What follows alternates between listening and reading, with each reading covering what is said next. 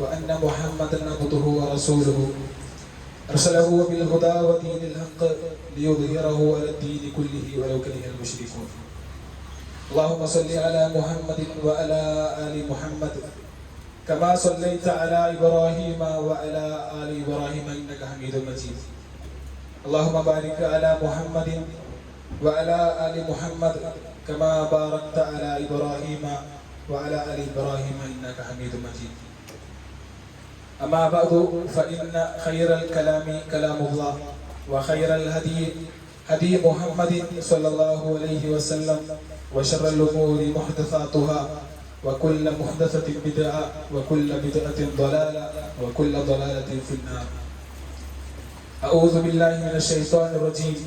بسم الله الرحمن الرحيم. يا أيها الذين آمنوا اتقوا الله حق تقاته ولا تموتن إلا وأنتم مسلمون. ഏറെ ബഹുമാനം നിറഞ്ഞ സത്യവിശ്വാസി സഹോദരങ്ങളെ സഹോദരിമാർ,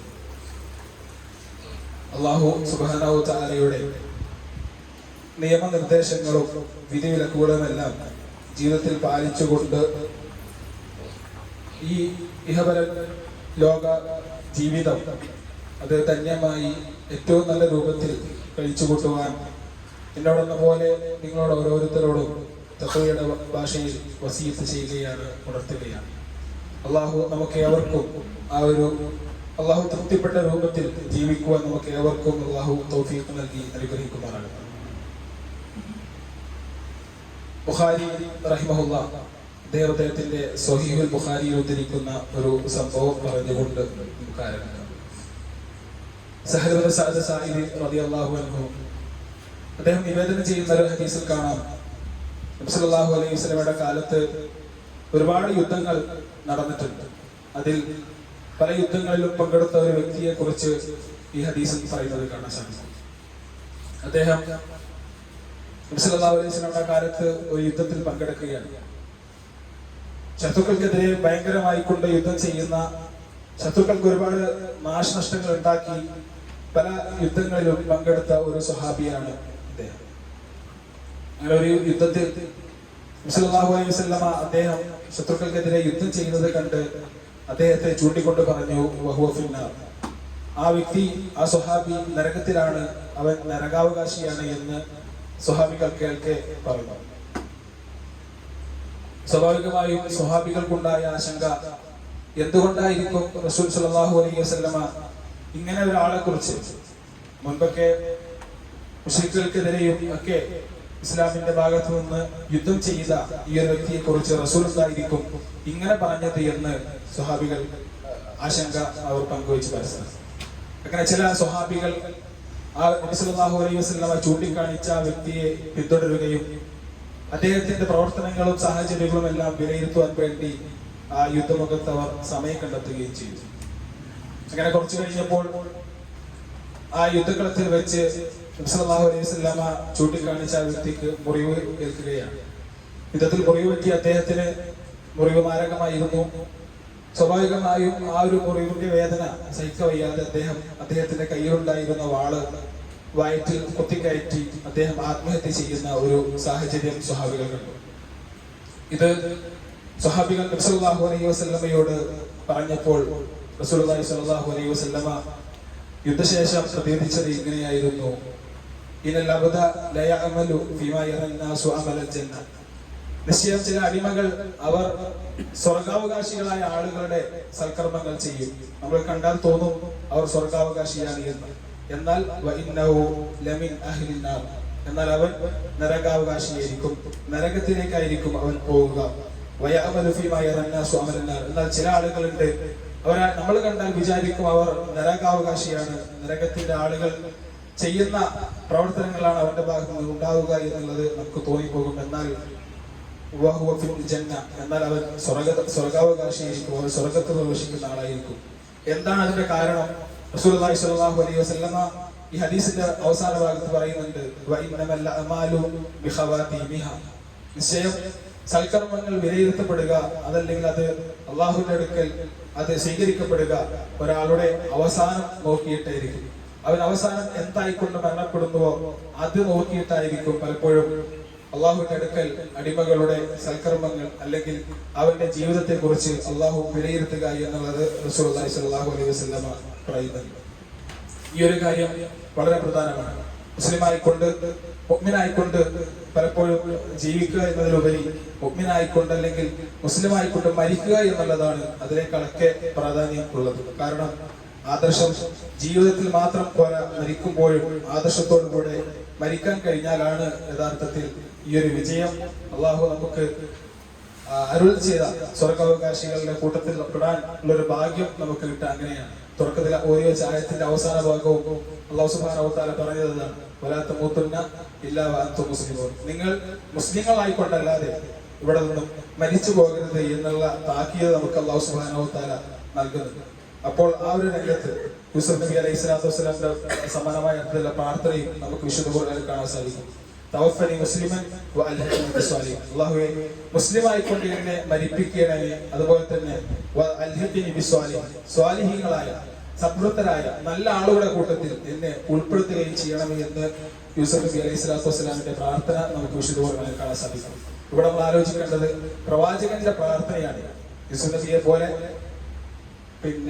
ഒരുപാട് അനുഗ്രഹങ്ങൾ ജീവിതത്തിൽ അള്ളാഹു നൽകിയ ഒരു പ്രവാചക ദൗത്യം ഏൽപ്പിച്ചു കൊടുത്ത ഇസ്ലാം എന്താണ് എന്ന് ആളുകൾക്ക് പരിചയപ്പെടുത്താൻ, കുഫർ നാട്ടിൽ വ്യാപകമായിരിക്കെ എന്താണ് ഇസ്ലാം എന്ന് പരിചയപ്പെടുത്താൻ അള്ളാഹു നിയോഗിച്ച പ്രവാചകന്മാരുടെ പോലും പ്രാർത്ഥന തവഫനി മുസ്ലിമൻ വഅൽഹിഖ്നി ബിസ്സാലിഹീൻ, അല്ലാഹുവേ എന്നെ മുസ്ലിമായിക്കൊണ്ട് മരിപ്പിക്കണേ എന്നുള്ള രൂപത്തിലായിരുന്നു അവരുടെയൊക്കെ പ്രാർത്ഥന എങ്കിൽ അവരൊക്കെ ജീവിതത്തിൽ കാണിച്ച ആ ഒരു സൂക്ഷ്മത, അതിന്റെ കുറച്ചെങ്കിലൊക്കെ നമ്മളും ആ ഒരു രംഗത്ത് കാണിക്കേണ്ടതുണ്ട്. മുസ്ലിമായിക്കൊണ്ട് അല്ലെങ്കിൽ മുജാഹിദായിക്കൊണ്ട് അല്ലെങ്കിൽ ദീനിന്റെ പല ഷിയാറുകളും പാലിച്ചുകൊണ്ട് ജീവിക്കുന്ന ആളുകൾ എന്നതിലുപരി ഇതൊക്കെ പാലിച്ചുകൊണ്ട് തന്നെ മരിക്കുവാനും സാധിക്കാനുള്ള തൗഫീഖാണ് പലപ്പോഴും നമ്മൾ അള്ളാഹുവിനോട് ചോദിക്കേണ്ടത്. ആ ഒരു രൂപത്തിലായിരിക്കണം നമ്മളുടെയൊക്കെ മരണം ഉണ്ടാകേണ്ടത്. പിന്നെ എന്തിനാണ് ഇങ്ങനെയൊക്കെ പ്രാർത്ഥിക്കുന്നത്? അതായത് പ്രവാചകന്മാർ പോലും ഈ വിഷയത്തിൽ അവരുടെയൊക്കെ ജാഗ്രത കാണിച്ചിട്ടുണ്ടെങ്കിൽ അതിന്റെ ഒരു പ്രാധാന്യം എന്തായിരിക്കും? ഏറ്റവും പ്രധാനമായിക്കൊണ്ടുള്ള മനുഷ്യന്റെ സൃഷ്ടിപ്പ് തന്നെ അങ്ങനെയാണ്. കൽബ് എന്നുള്ള മനുഷ്യന്റെ ഹൃദയത്തിന്റെ അറബി ഭാഷയിൽ ഹൃദയത്തിന് പറയുക കൽബ് എന്നാണ്. കൽബിന്റെ മലയാളത്തിലുള്ള അതിന്റെ ഭാഷാർത്ഥം ശരിക്കും മാറി മറിയുന്നത് അല്ലെങ്കിൽ സ്ഥിരതയില്ലാത്തത് എന്നൊക്കെയാണ് കൽബിന്റെ അർത്ഥം തന്നെ.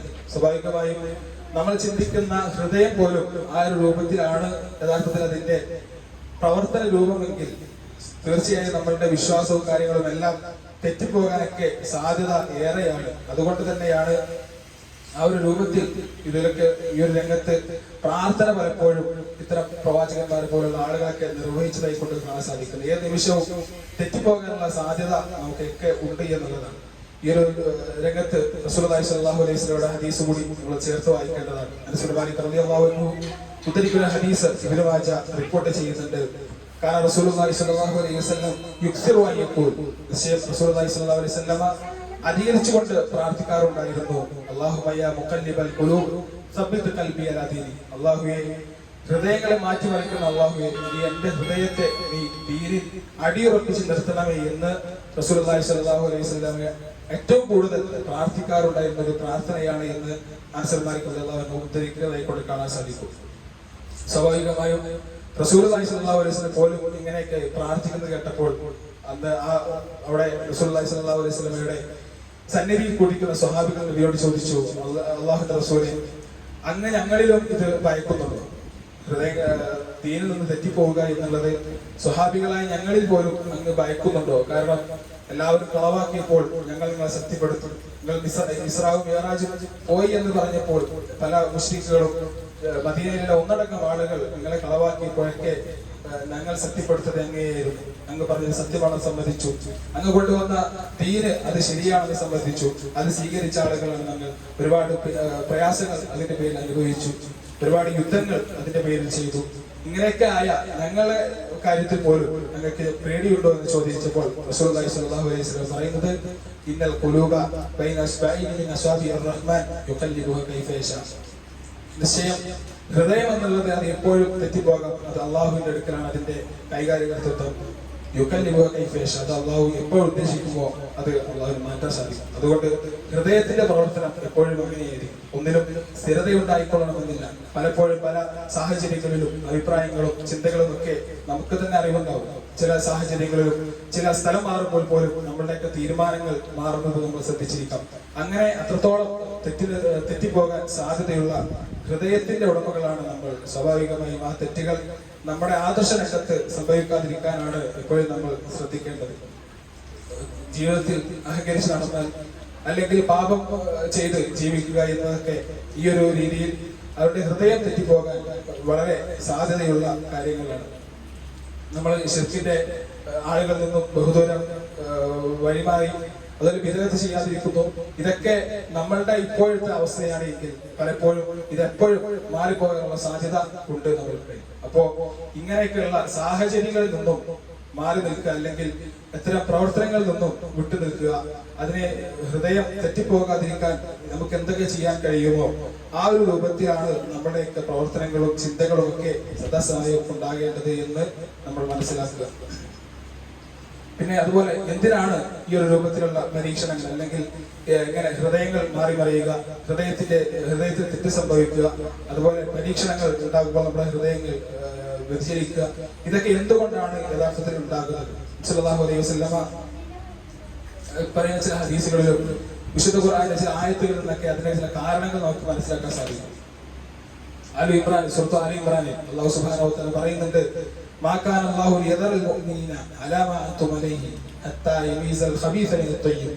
നിശ്ചയം അല്ലാഹു സുബ്ഹാനഹു വ തആല നിങ്ങൾ മുഅ്മിനുകളായി എന്ന് പറഞ്ഞത് കൊണ്ട് മാത്രം നിങ്ങളെ അവിടെ നിർത്തുകയില്ല, മറിച്ച് ഹത്താ യമീസൽ ഖബീസ മിനൽ തയ്യിബ്, നല്ലതിൽ നിന്നും ചീത്തതിനെ വേർതിരിക്കുന്നത് വരെ അള്ളാഹു നിങ്ങളെ പരീക്ഷിച്ചു കൊണ്ടിരിക്കും. ശരിക്കും നമ്മളെ പല ആളുകളെയും പരീക്ഷിക്കുന്നതും അവരുടെ ആദർശനിഷ്ഠയെ പരീക്ഷിക്കുന്നതും അവരുടെ ഈമാൻ എത്രയുണ്ടെന്ന് അള്ളാഹു പരീക്ഷിക്കുന്നതൊക്കെ നല്ലതിൽ നിന്നും ചീത്തതിനെ വേർതിരിക്കുക എന്നുള്ള ഒരു അള്ളാഹുവിന്റെ നടപടി ക്രമത്തിന്റെ ഭാഗമായി കൊണ്ടാണ് എന്നുള്ളതാണ് നമ്മൾ മനസ്സിലാക്കേണ്ടത്.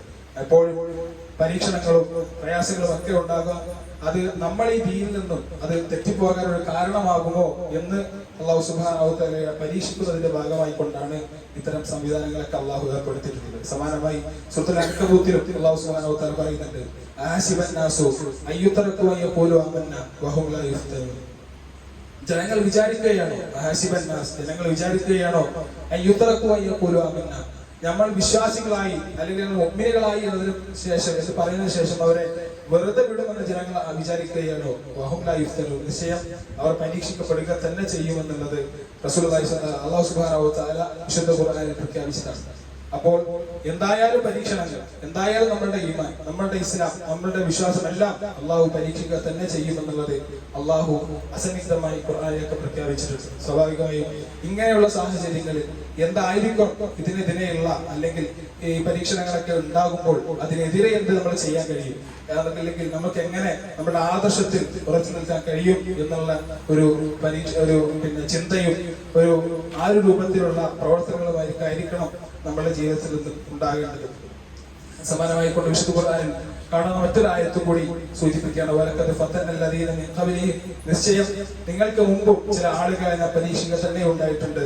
ഫലയഅലമന ലദീന സദഖു, എന്തിനാണത്? ഫലയഅലമന ലദീന സദഖു, നിങ്ങൾ ആരാണ് സത്യവാന്മാർ എന്ന് പരീക്ഷിച്ച് അറിയുന്നതിന് വേണ്ടിയാണ് അങ്ങനെ പരീക്ഷിച്ചിട്ടുള്ളത്. ഫലയഅലമന കാദിബീൻ, അതുപോലെ നിങ്ങളിൽ ആരാണ് ഈ എന്റെ വഹീനെ അല്ലെങ്കിൽ ഈ നബുവത്തിനെ കളവാക്കിയത്, അല്ലെങ്കിൽ ഈ ഒരു ഇസ്ലാമിനെ, ഈ ഈമാനെ, ഈ ഒരു ആദർശത്തെ കളവാക്കിയത് എന്നും അറിയാൻ വേണ്ടിയാണ് പരീക്ഷിച്ചിട്ടുള്ളത്.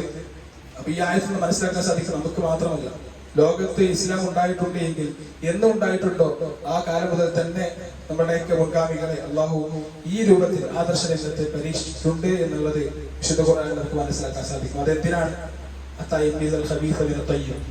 നല്ലതിൽ നിന്നും ചീത്തതിനെ വേർതിരിക്കാൻ വേണ്ടിയാണ് അള്ളാഹു ഈ ഒരു പ്രക്രിയ ചെയ്യുന്നത് എന്ന് വിശുദ്ധ ഖുർആനിൽ നമുക്ക് മനസ്സിലാക്കാൻ സാധിക്കും. പറഞ്ഞതുപോലെ ഏറ്റവും കൂടുതൽ നമ്മൾ പേടിക്കേണ്ടത് അല്ലെങ്കിൽ ഏറ്റവും വലിയ പരീക്ഷണം എന്നുള്ളത് ആദർശ രംഗത്തുള്ള പരീക്ഷണം തന്നെയാണ്. സമ്പത്തും കുട്ടികള് കുടുംബം ഈ രംഗത്തൊക്കെ പരീക്ഷണം ഉണ്ടാകാമെങ്കിലും അതൊക്കെ ദുനിയവിയായ കാര്യങ്ങളാണ്. അതൊന്നും ആഖിറത്തിലേക്ക് നമുക്കതിനെ വല്ലാതെ ബാധിക്കാറില്ല എപ്പോഴും. പക്ഷേ ആദർശ രംഗത്തുള്ള ആദർശം തെറ്റിപ്പോയാലുള്ള കാര്യങ്ങൾ അതിനെക്കുറിച്ചുള്ള പരീക്ഷണങ്ങൾ, അത് എന്നുള്ളത് വളരെ അധികം നമ്മൾ പേടിക്കേണ്ടതാണ്.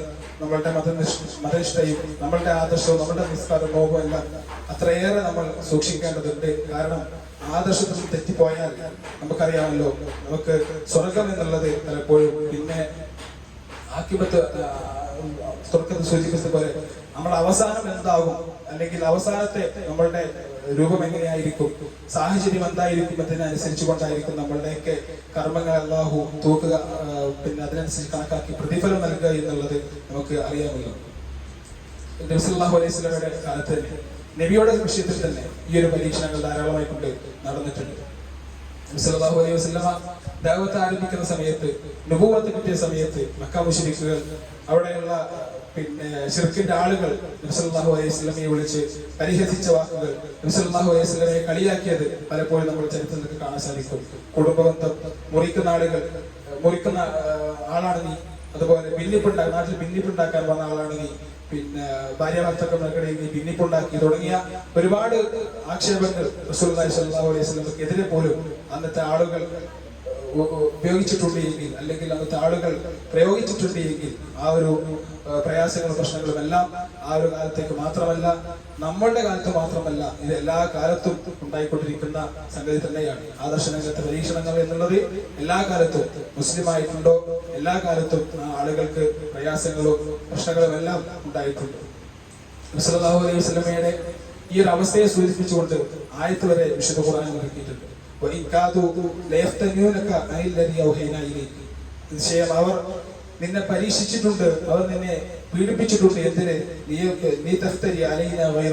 നിശ്ചയം നീ ദഅവത്ത് നടത്തുന്ന നിന്റെ ആദർശത്തെ അത് നീ മാറ്റി പറയാൻ വേണ്ടി, കള്ളം ആരോപിക്കാൻ വേണ്ടി അവർ നിന്നെ ധാരാളമായി കൊണ്ട് പീഡിപ്പിക്കുന്നു, പരീക്ഷിപ്പിക്കുന്നു. അങ്ങനെ നീ ചെയ്താൽ ആയത്തിന്റെ അവസാനം കാണാൻ സാധിക്കും, നീ എങ്ങാനും അവർ പറയുന്നത് പോലെ ആവുകയാണെങ്കിൽ, നീ എങ്ങാനും അവർ ചെയ്യുന്നത് പോലെ നീ ചെയ്യുകയാണ് എങ്കിൽ, അവരുടെ ആദർശം നീ സ്വീകരിക്കുകയാണ് എങ്കിൽ, നിശ്ചയം അവർ നിന്നെ അവരുടെ ഉറ്റ മിത്രമായിക്കൊണ്ട് അവർ നിന്നെ സ്വീകരിക്കും. കാരണം അവർ പറയുന്ന കാര്യങ്ങളിനെ അവർ അനുസരിച്ചാൽ, അല്ലെങ്കിൽ എന്തിനെങ്കിലും നമ്മൾ അഡ്ജസ്റ്റ് ചെയ്യാൻ തയ്യാറായാൽ, ചരിത്രത്തെ കാലുകുറിക്കുന്ന അവസ്ഥ മുസ്ലിങ്ങൾക്ക് ഉണ്ടായാൽ, ശത്രുക്കൾ എന്തായാലും മുസ്ലിങ്ങളെ അല്ലെങ്കിൽ ആ ആദർശപ്പെട്ട ആളുകളെ അവർ ഉറ്റമിത്രമാക്കി ആത്മമിത്രമായി കാണും എന്നുള്ളത് ഖുർആൻ തന്നെ ആസക്തമായി കൊണ്ട് ഈ ആയത്തിലേക്ക് പറയുന്നത് കാണാൻ സാധിക്കും. അതുകൊണ്ട് തന്നെ മുസ്ലിങ്ങളെ സംബന്ധിച്ച് എങ്ങനെയാണോ ജീവിക്കേണ്ടത് ആ ഒരു രൂപം റസൂലുള്ളാഹി സ്വല്ലല്ലാഹു അലൈഹി വസല്ലമയും അല്ലാഹു സുബ്ഹാനഹു വ തആല നമുക്ക് പഠിപ്പിച്ചു തരുന്നുണ്ട്. ഈ ആയത്തിന്റെ ലാസ്റ്റ് അവസാന ഭാഗത്ത് അള്ളാഹു പറയുന്നുണ്ട്,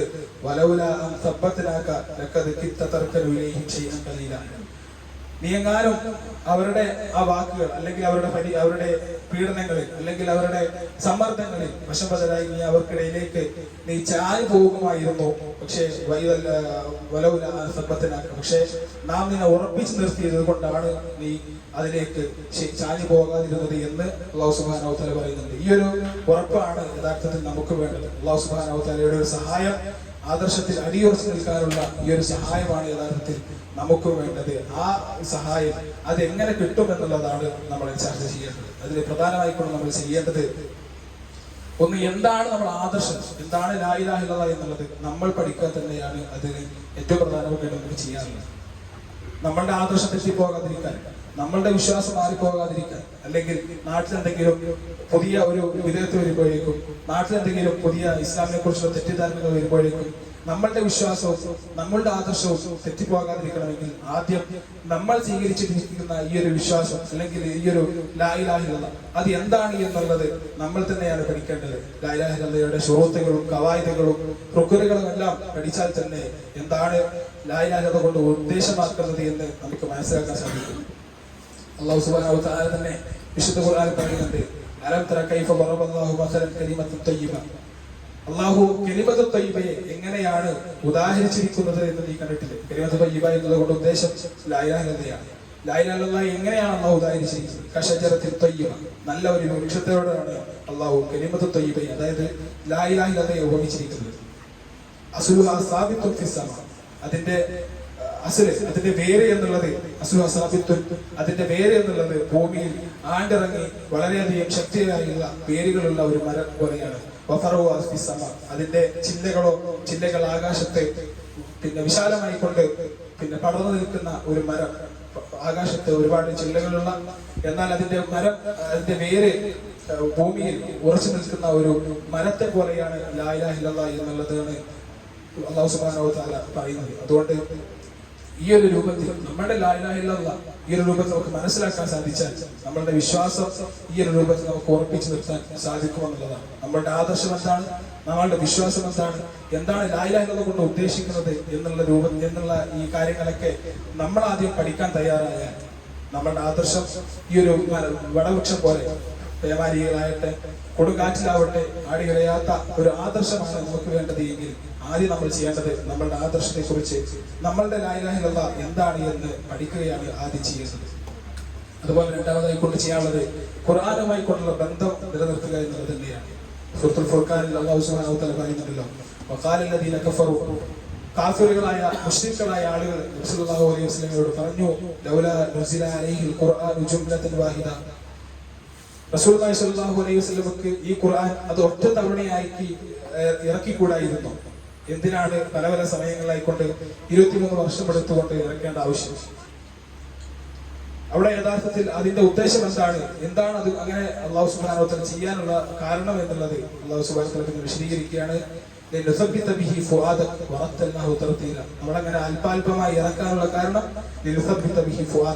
അതുകൊണ്ട് നിന്റെ ഹൃദയങ്ങൾ ഉറപ്പിച്ചു നിർത്താനാണ് നാം അങ്ങനെ ചെയ്തത്. കാരണം പലപ്പോഴായും മുശ്രിക്കുകൾ ഉന്നയിക്കുന്ന ചോദ്യങ്ങൾ, മുശ്രിക്കുകളുടെ വാദങ്ങൾ, അതിനൊക്കെ അല്ലാഹു സുബ്ഹാനഹു വ തആല അല്പാൽപമായിക്കൊണ്ട് ആ സമയങ്ങളിലായിക്കൊണ്ട് അല്ലാഹു മറുപടി പറഞ്ഞ് വിശുദ്ധ ഖുർആൻ ആയത്ത് ഇറക്കുകയാണ് ചെയ്തത്. സ്വാഭാവികമായും അങ്ങനെ വിശുദ്ധ ഖുർആൻ നിന്റെ മനസ്സിനെ ഉറപ്പിച്ചു നിർത്തുമാറ് പിന്നെ ആ ഒരു ഉദ്ദേശത്തിലാണ് പലപ്പോഴും പല സമയങ്ങളിലായിക്കൊണ്ട് വിശുദ്ധ ഖുർആനിന്റെ ആയത്തുകൾ അള്ളാഹു ഇറക്കിയിട്ടുള്ളത് എന്ന് അല്ലാഹു സുബ്ഹാനഹു വ തആല പറയുന്നുണ്ട്. സ്വാഭാവികമായും ഇങ്ങനെയുള്ള വിശുദ്ധ ഖുർആനിനെ അല്പാൽപമായി അള്ളാഹു ഇറക്കിയത് നബി സല്ലല്ലാഹു അലൈഹി വസല്ലം ഹൃദയത്തെ ഉറപ്പിച്ചു നിർത്താനാണെങ്കിൽ ആ ഖുർആനിനെ നല്ല രൂപത്തിൽ മനസ്സിലാക്കാൻ സാധിച്ചാൽ, അർത്ഥം അറിഞ്ഞുകൊണ്ട് ഓരോ ആയത്തിന്റെയും ഉദ്ദേശം എന്താണ് എന്ന് തഫ്സീറുകൾ വായിച്ചുകൊണ്ട് പഠിച്ച് മനസ്സിലാക്കാൻ നമുക്ക് സാധിച്ചു കഴിഞ്ഞാൽ, അതിനുള്ള സംവിധാനങ്ങൾ നമുക്ക് ഉപയോഗിക്കാൻ കഴിഞ്ഞാൽ ഈ ഒരു രംഗത്ത് നമ്മളുടെ വിശ്വാസത്തെയും നമ്മളുടെ ആദർശത്തെയും എന്താണ് ഓരോ സമയത്തും ഓരോ സാഹചര്യങ്ങളിലും ഉണ്ടാകുന്ന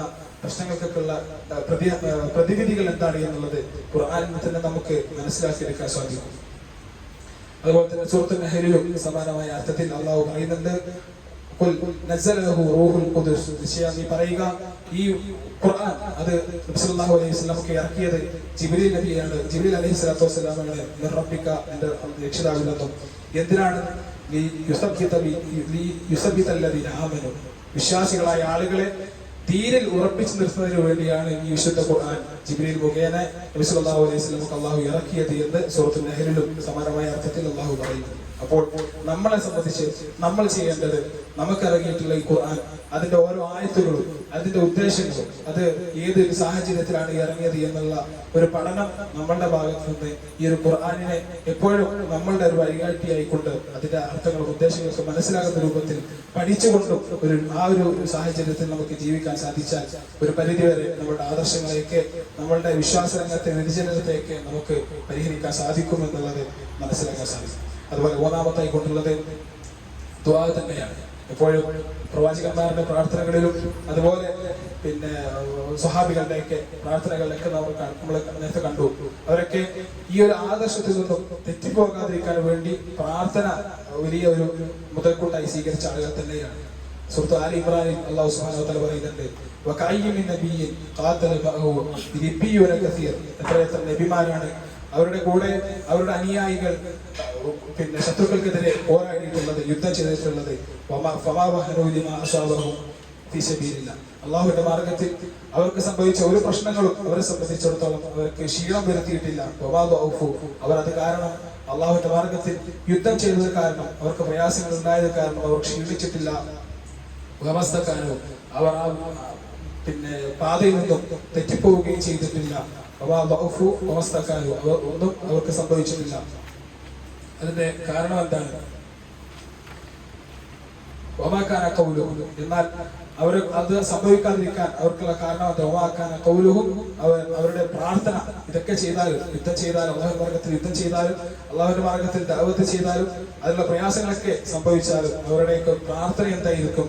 ഇല്ലാ ഖാലു റബ്ബനാ ഗ്ഫിർ ലനാ ദുനൂബന, അള്ളാഹുവേ ഞങ്ങളുടെ പ്രാർത്ഥന, ഞങ്ങളുടെ പാപങ്ങളെ നീ പുറത്തു തരണം. വൈസ്രാഫന, ഞങ്ങളൊക്കെ അതിക്രമങ്ങൾ ഒരുപാട് ജീവിതത്തോട് ചെയ്തിട്ടുണ്ട്, അതൊക്കെ നീ പുറത്തു തരണം.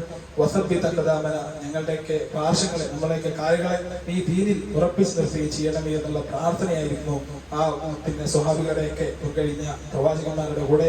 ഒരുപാട് അനുയായികൾ ഈ ദീനിന് വേണ്ടി യുദ്ധം ചെയ്തു. അവർക്ക് ഒരുപാട് പ്രയാസങ്ങൾ ഉണ്ടായിരുന്നു, ഒരുപാട് കഷ്ടപ്പാടുണ്ടായിരുന്നു. പക്ഷെ അവരൊക്കെ ഈ ദീനിന് വേണ്ടി അടിയുറച്ച് നിന്നത് അവരുടെയൊക്കെ യുദ്ധങ്ങളൊക്കെ ചെയ്തതിനു ശേഷമുള്ള പ്രാർത്ഥന വസബ്ബിതഖദാമന, ഇത്രയൊക്കെ ചെയ്തിട്ടും അവരുടെ പ്രാർത്ഥന അതായിരുന്നു, ഈ ദീനിൽ ഞങ്ങളെ അടിയുറപ്പിച്ച് നിർത്തണമേ എന്നുള്ള പ്രാർത്ഥനയായിരുന്നു അവരുടെ ഭാഗത്തുനിന്നുണ്ടായിരുന്നു. സ്വാഭാവികമായും ഈ ഒരു പേടി യഥാർത്ഥത്തിൽ നമുക്കും ഉണ്ടാവണം. അങ്ങനെയൊക്കെ ആ സ്വഹാബികൾ പ്രാർത്ഥിച്ചത് കാരണം അല്ലാഹു പ്രാർത്ഥന സ്വീകരിച്ചു. ഇന്നും ലോകത്ത് ഖിയാമത്ത് നാൾ വരെ ആ ആളുകളെ, ആ സ്വഹാബികളെ വിശുദ്ധ ഖുർആൻ ഓതുന്ന ഓരോ ആളുകളും അനുസ്മരിക്കുകയാണ്. ഖിയാമത്ത് നാൾ വരെ അവരെയൊക്കെ ഓർക്കാൻ പാക രൂപത്തിൽ അല്ലാഹു സുബ്ഹാനഹു വ തആല അവരുടെ പ്രാർത്ഥന സ്വീകരിച്ചു, അവരുടെ കർമ്മങ്ങളെയൊക്കെ അല്ലാഹു സ്വീകരിച്ചിട്ടുണ്ട്. അങ്ങനെ ആണെങ്കിൽ ഈ ഒരു പേടി അല്ലെങ്കിൽ സ്വന്തം ആദർശത്തെ കുറിച്ചുള്ള ഒരു ആവലാതി യഥാർത്ഥത്തിൽ നമുക്ക് ഏവർക്കും ഉണ്ടാവേണ്ടതുണ്ട് എന്നുള്ളത് ഈ സംഭവങ്ങളൊക്കെ നമുക്ക് മനസ്സിലാക്കാൻ സാധിക്കും. അങ്ങനെയുള്ള നല്ലൊരു ജീവിതം നയിക്കുവാൻ അല്ലാഹു സുബ്ഹാനഹു വ തആല നമുക്ക് ഏവർക്കും തൗഫീഖ് നൽകി അനുഗ്രഹിക്കുവാനാകട്ടെ.